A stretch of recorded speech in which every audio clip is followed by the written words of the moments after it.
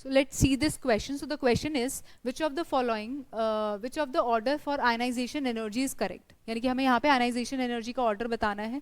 So ionization energy क्या है? It is the amount of energy required to remove an electron from the valence shell of a neutral isolated gaseous atom. यानी कि वो energy जो हमें चाहिए जब भी हमें एक वैलेंस इलेक्ट्रॉन वैलेंस शेल में से किसी इलेक्ट्रॉन को रिमूव कराना हो. ठीक है.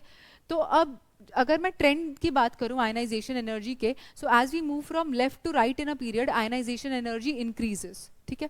क्योंकि लेफ्ट टू राइट जब हम जाते हैं तो इफेक्टिव न्यूक्लियर चार्ज इंक्रीज होता है, जिसकी वजह से जो इलेक्ट्रॉन को निकाल पाना इतना इजी नहीं होता, तो हमें ज्यादा अमाउंट ऑफ एनर्जी देनी पड़ेगी, यानी कि आयनाइजेशन एनर्जी बढ़ जाएगी. So as we move from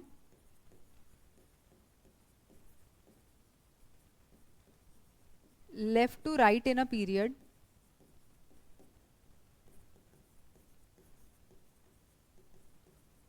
ionization energy increases,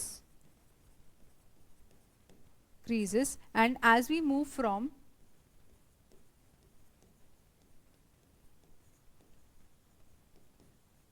top to bottom in a group, ionisation energy decreases. Top to bottom जब हम ग्रुप में मूव करेंगे तो आयनाइजेशन एनर्जी डिक्रीज होगी, क्योंकि हमारा जो एटॉमिक साइज है वो इंक्रीज हो रहा है, और एटॉमिक साइज इंक्रीज होने की वजह से जो आउटर मोस्ट शेल का इलेक्ट्रॉन है और जो न्यूक्लियस है उन दोनों के बीच में डिस्टेंस बढ़ रहा है. ठीक है. जिसकी वजह से जो फोर्स है वो डिक्रीज हो रहा है, और अब हम इजीली क्या कर सकते हैं, इलेक्ट्रॉन को रिमूव करा सकते हैं. तो top to bottom ionisation energy increases. अब अगर हम देखें इन सभी एलिमेंट्स को, तो बेरिलियम है, देन बोरॉन है, then carbon, nitrogen and oxygen. ये सभी सेकेंड पीरियड के एलिमेंट्स है, सेकेंड पीरियड के एलिमेंट्स है.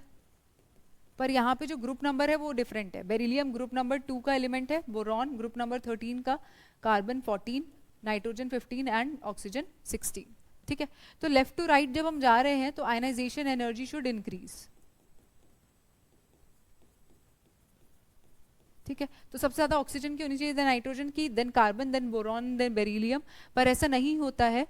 नाइट्रोजन और कार्बन में से जो आयनाइजेशन एनर्जी होती है वो किसकी, सॉरी, ऑक्सीजन और नाइट्रोजन में से अगर मैं देखूं तो आयनाइजेशन एनर्जी किसकी ज्यादा होती है, आयनाइजेशन एनर्जी ज्यादा होती है नाइट्रोजन की. ठीक है. नाइट्रोजन का जो कॉन्फ़िगरेशन होता है वो होता है 1s2 2s2 2p3. यहाँ पे जो p ऑर्बिटल है वो हाफ फिल्ड है. अब जब भी हाफ फिल्ड और फुल फिल्ड कॉन्फ़िगरेशंस होते हैं दे आर एक्सट्रीमली स्टेबल. ठीक है. वो बहुत ज़्यादा स्टेबल होते हैं, जिसकी वजह से इसमें से इलेक्ट्रॉन को रिमूव कराना डिफिकल्ट है, क्योंकि क्यों अपना ये स्टेबिलिटी लूज करना चाहेगा. ठीक है. तो ये इलेक्ट्रॉन देना ही नहीं चाहेगा, तो इसकी आयनाइजेशन एनर्जी ज़्यादा हो जाएगी as compare to oxygen. Same case beryllium और बोरॉन में होता है. बोरॉन की ज़्यादा होनी चाहिए थी एज कम्पेयर टू बेरिलियम, पर बेरिलियम की ज़्यादा होती है एज कम्पेयर टू बोरॉन, क्योंकि बोरॉन के केस में जो कॉन्फ़िगरेशन है वो है 1s2 2s2. अब यहाँ पे जो ऑर्बिटल्स हैं वो क्या है, कंप्लीटली फिल्ड है, यानी कि यहाँ पे कंप्लीटली फिल्ड इलेक्ट्रॉनिक कॉन्फ़िगरेशन है और यहाँ पे हाफ फिल्ड कॉन्फ़िगरेशन है. तो these two configurations are stable. ठीक है. इस वजह से बेरिलियम की ज़्यादा होती है एज कम्पेयर टू बोरॉन. तो अगर मैं देखूँ तो ऑर्डर क्या रहेगा, ऑर्डर ऑफ आयनाइजेशन एनर्जी वो रहेगा, नाइट्रोजन और ऑक्सीजन में से नाइट्रोजन की ज़्यादा है तो सबसे ज़्यादा नाइट्रोजन की होगी, देन ऑक्सीजन. ठीक है. उसके बाद कार्बन की, फिर बेरिलियम और बोरॉन में से किसकी ज़्यादा होगी, बेरिलियम की ज़्यादा होगी as compare to boron. So this is the correct order of ionization energy. So ऐसा ऑर्डर देखो, nitrogen, oxygen, carbon, then beryllium and then boron. So B option is the correct answer.